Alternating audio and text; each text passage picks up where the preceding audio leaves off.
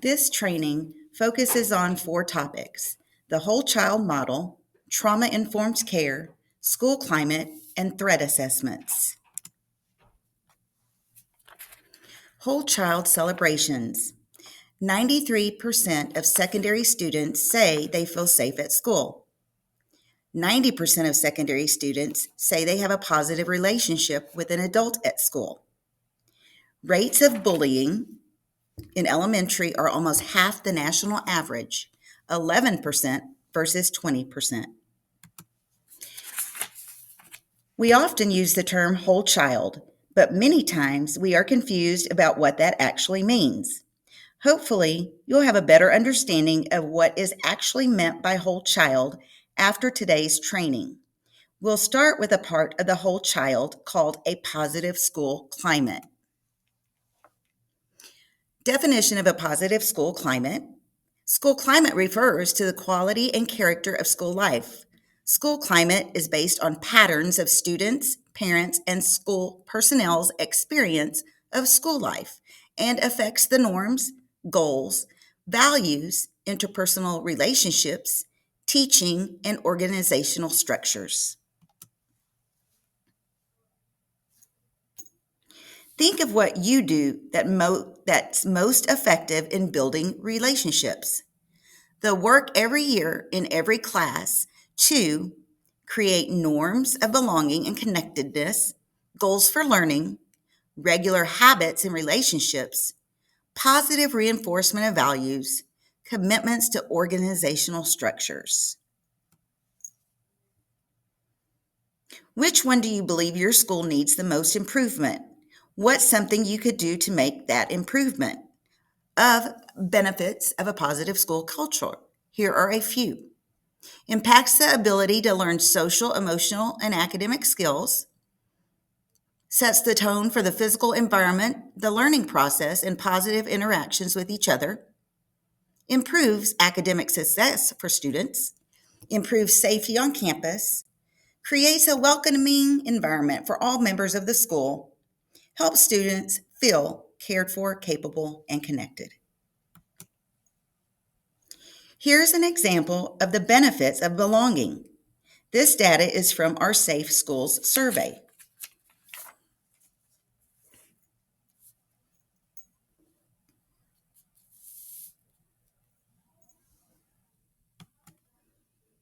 Now, let's take a closer look at the whole child model.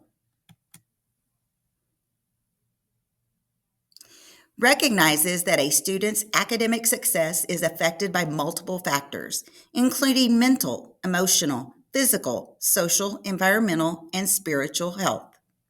Is an effort to transition from seeing success as narrowly defined by academic achievement to one promoting the long-term development and success of the whole child, all aspects of the child's life. Believes optimal learning takes place when students are healthy, safe, engaged, supported, and challenged. This is why it's called whole child. We're considering everything that would contribute to the overall success of a student in and out of the classroom.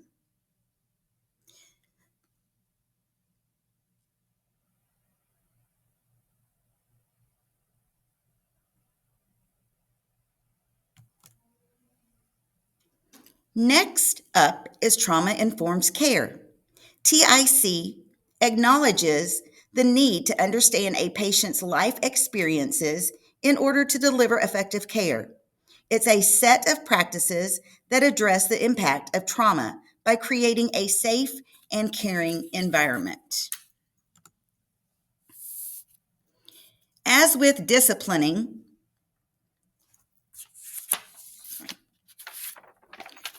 research on the whole child approach reveals factors such as the ones in the small circles can have a negative effect on academic success and overall health. These can be risk or protective factors. Depends on if you have what you need for each one. Safety, stress management skills, nutrition and exercise, study skills and habits, family relationships, school connections, friendships. Individual wellness and academic success, the whole child.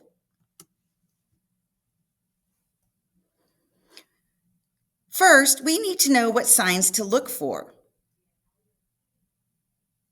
Signs a student might be struggling to cope: depressed or anxious mood, feels overwhelmed, drop in school performance or effort, increased anger and behavioral problems, more impulsive, general fatigue or exhaustion, diminished cognitive process, exacerbated existing problems. It's obvious with all of the mental health problems we see with students that some are under more stress than others. And if the student has previously been traumatized or abused in some way, these feelings are intensified. This sometimes leads the student to overreact to even mild correction, shut down, or struggle with relationships. Due to the fact that these stressors can cause these students to overreact and misbehave, does that mean we excuse their misbehavior? No, we would still hold them accountable.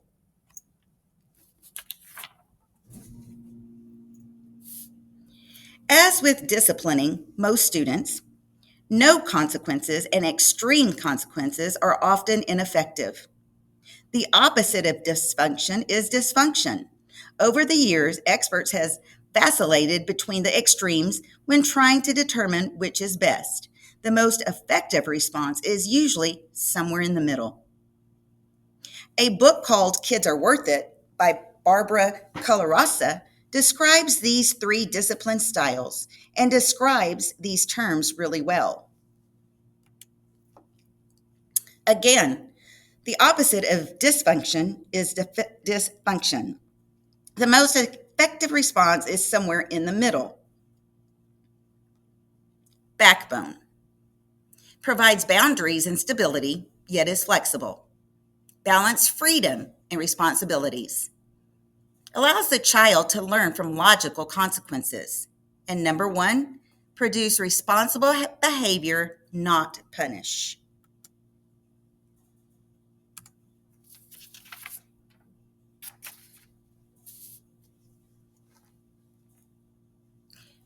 In summary, trauma and mental health challenges can impact child development, learning, memory, concentration, focus, optimism, energy level, overall well being, and goal directed behavior. These challenges do not excuse misbehavior, but they do make the behavior more understandable. Lack of consequences and extreme consequences are both dysfunctional. The question is not whether the student should be held accountable. The question is, how should the student be held accountable? Students affected by trauma often respond best to immediate, consistent, fair consequences delivered in a warm, caring way. Connect before you correct. In summary, whole child and trauma informed care both recognize a holistic approach where multiple factors affect our overall health and academic success. Let's take a quick look at the Alveus Bullying Prevention Program. Most of you have heard about this program.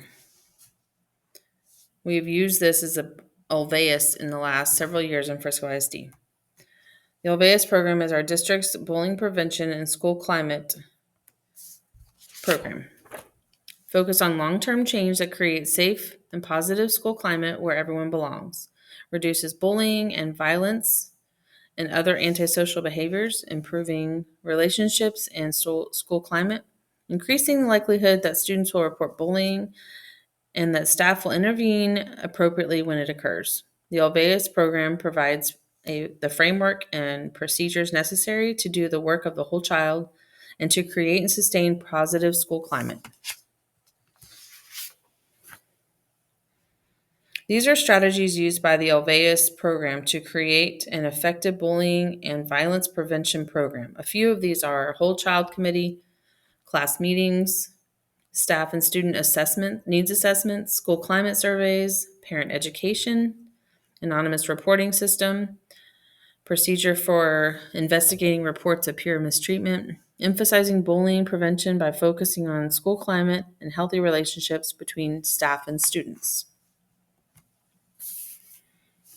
Next, we will go over a few things we do as part of our Whole Child program. This committee works to create the campus that helps keep students and staff safe and promote their physical, social, and emotional well-being. Their goal is to help keep everyone safe and produce a school climate where everyone belongs. Every campus has a whole child committee made up of one of your APs, counselors, a group of teachers, staff members. Composition of the whole child committee.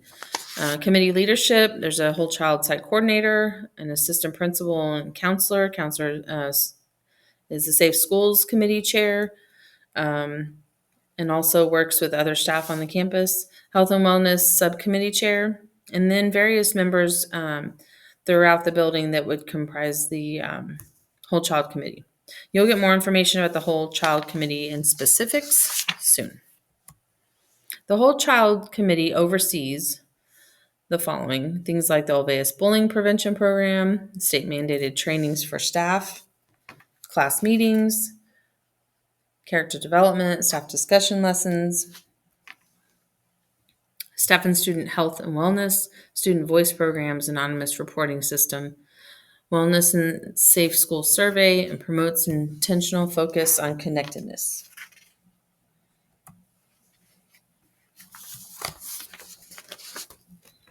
One of the cornerstones of our whole child program are class meetings, which originated with our Olveus Bullying Prevention Program. At first, class meetings focused mainly on bullying prevention, acceptance, and promoting safe learning environment. Today, we have broadened the scope of the whole child committee, including meetings on character, strengths, state mandated topics, and any timely concerns your school is facing. Class meetings are simply a time set aside during advisory where we stop work on academics and shift our focus on our social, emotional, and physical health. Student reports reveal that they welcome the lessons, but there are many times concerned about their teachers not taking the lesson seriously or even not doing the lesson. As mentioned previously, class meetings are an integral part of the whole child effort. Please follow through with fidelity. If you do not take them seriously, they won't either. It's one of the ways that we have to directly address emotional health and wellness of students. They won't solve the problems, but we can plant the seeds and give them strategies to chip away at the underlying problems. Another important aspect of the whole child program is our character education. This is a K-12 and staff effort. All campuses should promote character strength during the month. These soft skills are necessary for success in schools, healthy relationships, and career. We have developed our class meetings for topics K-12 and for staff. We will get those out to you soon. So we'll begin doing the character strength class meeting every month except August. Information about the class meetings, the topics for the year, and different Wolf Den lessons will come from Sarah Hill. Additional class meeting topics: setting the norms for a class meeting, reporting process, bullying, suicide prevention, healthy relationships, digital citizenship, substance use, and then sometimes as a campus we feel we need to talk to everybody or do a lesson to all students, and we can develop that from there.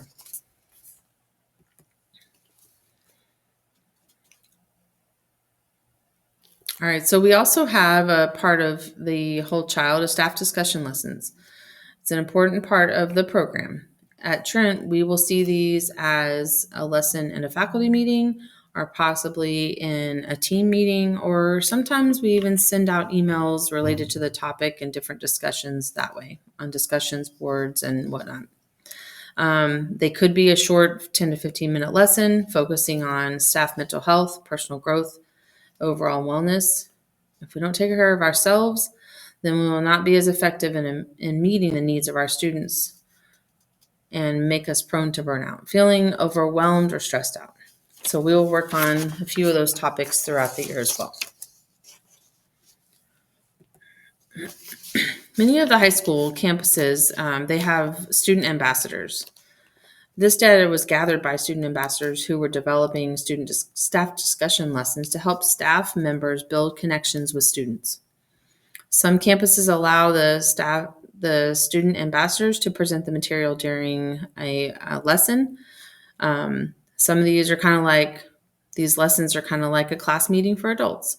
Most lesson ideas come from concerns we discover through the Employee Behavioral Health Survey. In closing, in this part of the training, something to think about.